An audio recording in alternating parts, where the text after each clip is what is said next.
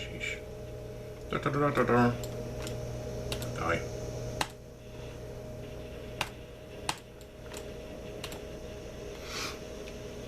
Hello, I'm the TheZOMBIEJ. Hang on a sec.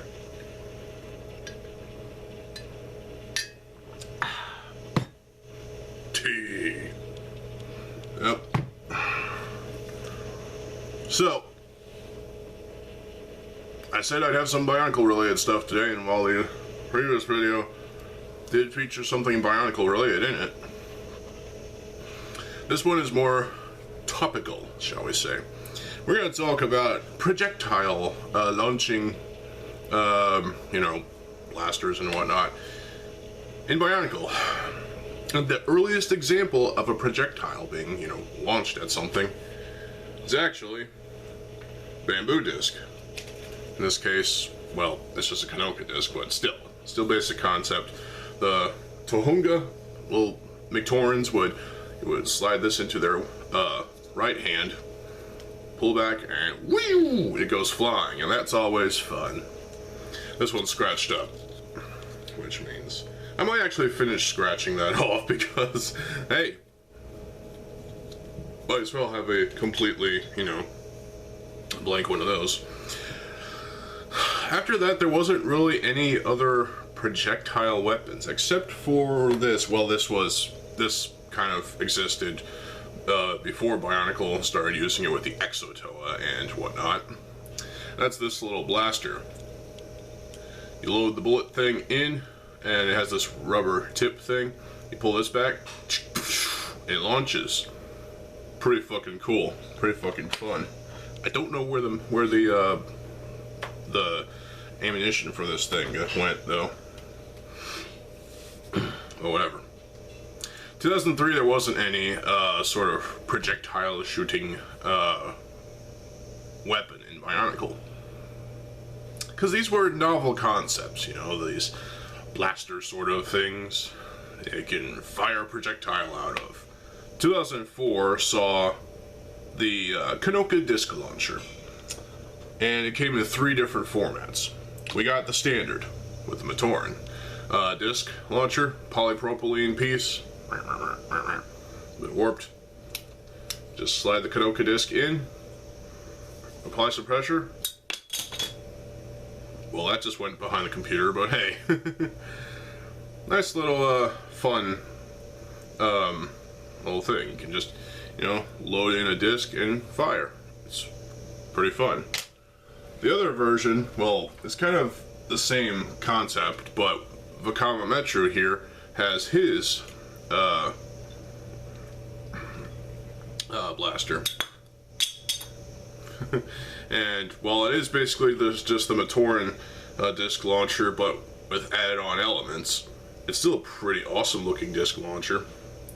And there was a third variant of the disc launcher, and that's with this, well, severed Vaki head of Rorzak. And I know I have the wrong disc in there, but bear with me. These are fun, you know? You just apply pressure right here on the sides. Well, that blows. Where'd it go? Oh, it's on my sleeve. There we go. Load it back in. Let's see if it'll fire. Well, that sucked. It didn't go anywhere far. But yeah, that's pretty interesting. And yeah, this is a bit a little morbid, but hey, it's a severed Vaki's head. What do you expect? 2005 saw one projectile being fired, and that was the Rotuka spinner. And we have a ripcord. I also assembled this little thing.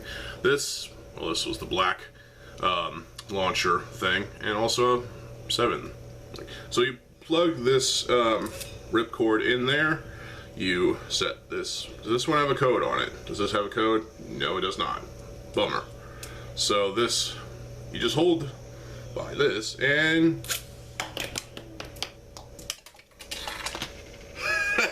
I see it. I see it. I got it. All right, come here, you little bastard. Yeah, there you go. A little dust on it, but hey.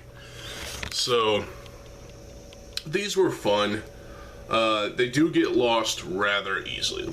Arguably a little too easily, to be honest. Let's try this again. Whee! Oh, so much fun to be had with the Rotukas. 2006 saw something new and required more parts. And that was good old Sphere launcher. It has a gunmetal base, and as well as this assembly. It took forever for me to find one of these little rubber bits. And also, the projectile was Zammer ball in gunmetal from the packs. So you basically hold it like this, or like this, if you want to look stupid. Hold it like this, undermounted. So, oh, that's fun. Now, actually, I'm going to fire that one again. Fuck. There we go. And they go pretty far. It's pretty fun. Now, you can take this over a little bit farther because we have a hopper right there. So, basically, load up 4 balls. Still Zammer balls. And basically have what is called a multi-shot Zammer launcher, as the guy said in the commercial. And basically, you got this going on.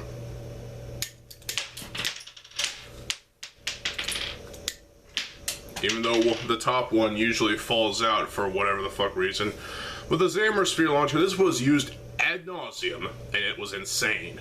These are fucking fun, you know?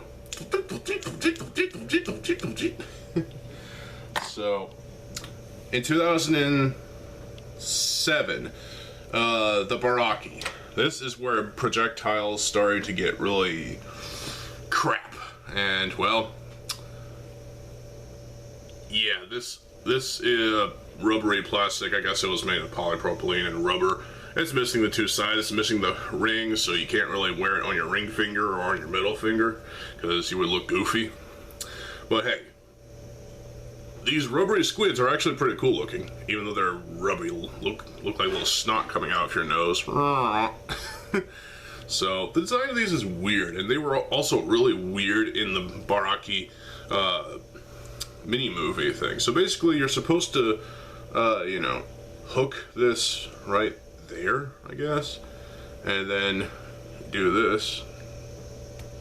It doesn't work. For me, it's not working. See? Well, it kind of worked. It just went flat on the fucking ground. Let's try it again.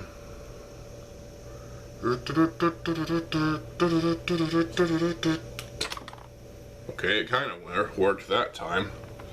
One more shot.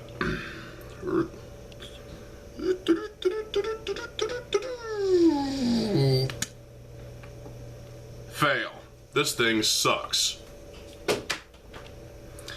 So, the TheZOMBIEJ came along and saved us for 2007 with the Kodak blaster. Unfortunately, this one has that cut off and the ball joint broken off.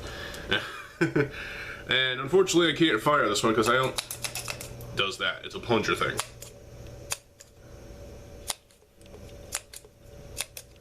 Yeah, I don't have any Kodaks right now in this thing because I had one of these loaded, but I don't know what happened to that specific one. So this one, like, if you put enough pressure in the spring-loaded plunger thing, it'll launch off all 6, no problem.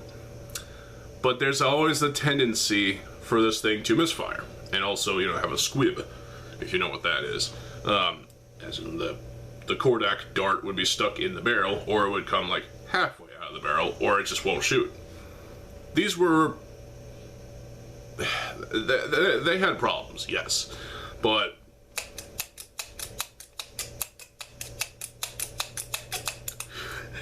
Oh, and that's another thing. Sometimes it would lock up, like the plunger itself would get stuck to about right there, and so you have to push it back in and unplunge it, you know?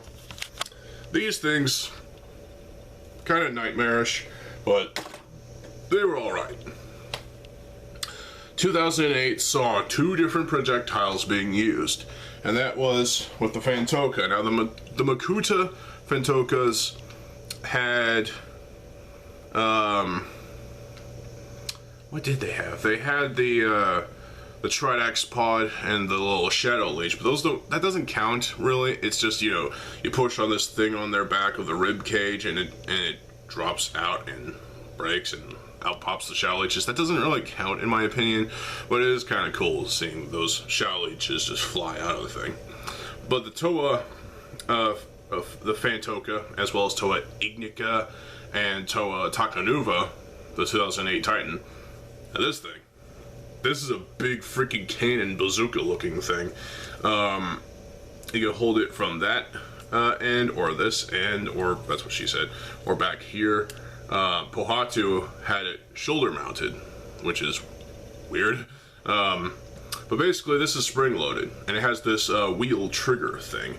And you have 4 Midak balls, named of course after the Onumator and Midak. Real creative Lego, but basically you hold down this. Well, you can hold it like this and pull the trigger.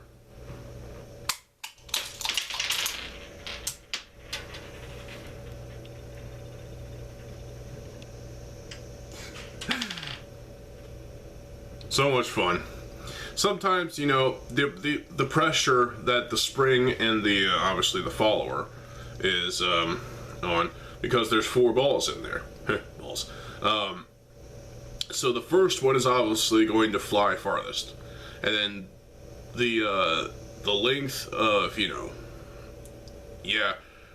gets lesser with each passing ball. So, but these are still pretty cool. And they were fun, even though the balls tend to get lost. Yeah. I'm gonna fire a couple more actual Midak balls that are silver instead of the other ones. So check this out.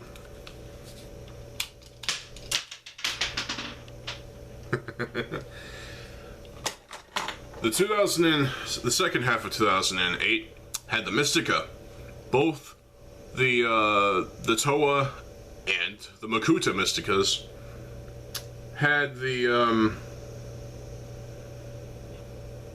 Ninra Ghost Blaster, or is it Ninra? I don't remember. I pronounced it as Ninra because that's what it looked like it was pronounced. Unfortunately, I don't remember what I did with mine. I had one, actually I had 2 complete Ninra Ghost Blasters. I don't know what happened to them. They're probably in a drawer somewhere, but basically they had this like pump thing on this on this plastic frame. You put the Ninra Ghost in the barrel and you basically pump with as much force as you can, and it flies out pretty good. Still a problem though, because sometimes, you know, sometimes it won't work, you know. Yeah, it definitely had its problems. The last projectile shooter that was used in Bionicle, but also continued on in Hero Factory. And Hero Factory actually had its kind of a remolding of this piece, this Zammer launcher. Well, okay, this can shoot Zammers, but it's actually a and I have it on one of these broken limb pieces, but this is a Thornax launcher. It shoots the explosive and deadly Thornax fruit, this massive rubber and plastic. So I'm going to fire this Zammer ball first. This is one that came from a Hero Factory set, I think. So yeah, it could actually fit the Zammer ball, which is pretty cool. That's why Hero Factory used it.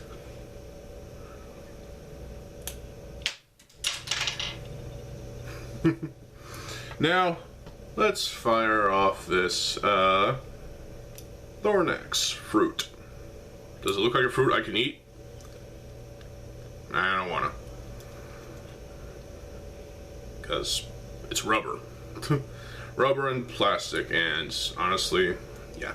So, oh, come on, camera, quit being stupid, you piece of fuck. Let's do this. Oh, that's fun. I got another one over here. Sorry, thing. Oh, and sometimes you'll have this happening. It's another one of those you push and squeeze the thing and it launches the thing. And sometimes this warping can happen, which is not good, and I hate it. So you kind of have to, you know, watch out for that. Last one. Wow, where'd it go? Where'd you go, a thorn axe? Be a thorn in my side? Alright, well, fuck.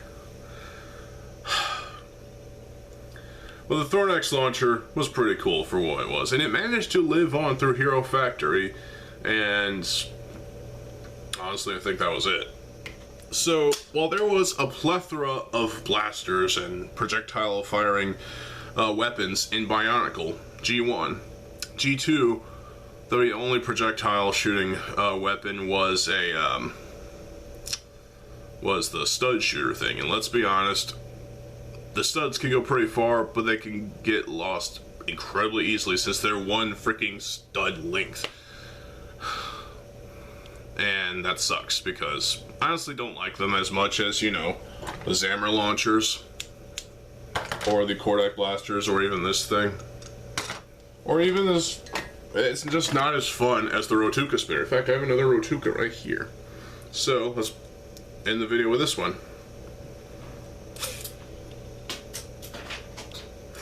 That one's gone. So, you know,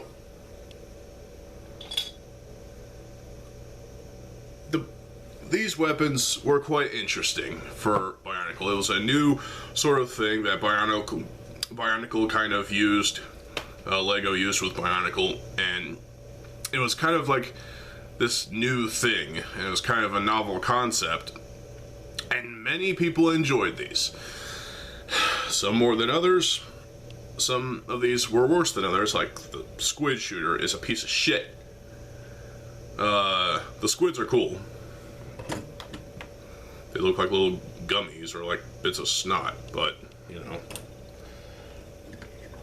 And while some of these blasters did have, like they were capable of misfires, like this thing. And of course the Ninja Ghost Blaster. They were still fun to play around with. I mean, seriously, these are fun, interesting little concepts that were just, you know, the problem was if you lost the ammo, you lost the ammo, and nobody wants to lose the ammo. So, actually, I have a Zammer launcher. Zammer sphere right here that just rolled back, so we're gonna fire it off into this thing. One more shot.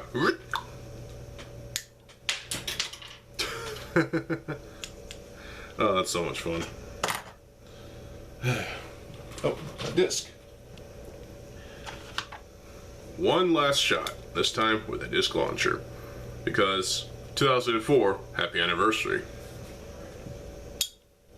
It landed on my bed, what the fuck? You saw that, right? Well, I hope you all enjoyed this video, and I encourage you to play around with these if you have them, and just see which one you like best. I like the Zammer launcher the best because, you know, especially with the multi-shot thing on there. These are fun too, and the disc launchers are novel, but yeah. What do you think about these interesting, unique weapons that were used for Bionicle? Stay tuned next time. Next time we'll be talking about actual weapons in Bionicle, like swords, axes, shields, and other fun stuff. For now, I'm TheZOMBIEJ, and I'll see you folks later. Have a good fucking day, and peace.